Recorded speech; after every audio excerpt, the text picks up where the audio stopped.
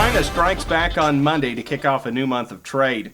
Early on Monday morning, Bloomberg Markets reported that China told its state-sanctioned buyers to quit buying U.S. commodities, though that water's becoming very murky here this afternoon as Reuters is reporting that several state buyers by China bought 2 to 3 cargoes of U.S. soybeans out of the Pacific Northwest. So now analysts are confused. Was it in fact the fact China was making a mere suggestion that they quit buying U.S. soybeans or U.S. commodities in general? Or maybe there's a date coming later on when they can no longer buy U.S. commodities after this certain point in time. Either way, we'll be closely watching to see if USDA reports flash sales tomorrow morning.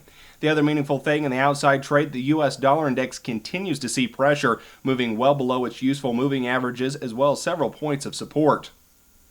And the grains, that's where we'll see them close mostly in the red, though there was some light buying and deferred soybean contracts throughout the day.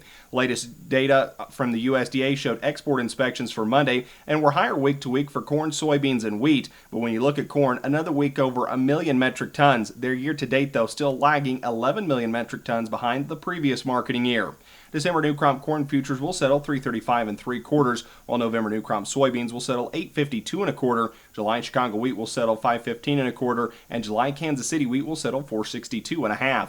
In the livestock trade, that's where we saw another mixed trade happening, lower on the lean hogs though off the latest China news and the possibility that China has already started to cancel pork imports. On the cattle side though, there's some positive technical signs for the feeder cattle and they move higher, giving support to live cattle. We'll see August live cattle futures settle 98.97, August feeder cattle futures settle $36.12, and July lean hogs settle at 55.15. That is the latest here in ag news and market information from the Rural Radio Network. I'm Clay Patton. You have a great afternoon, and we'll be back tomorrow with the latest from the Crop Progress Report.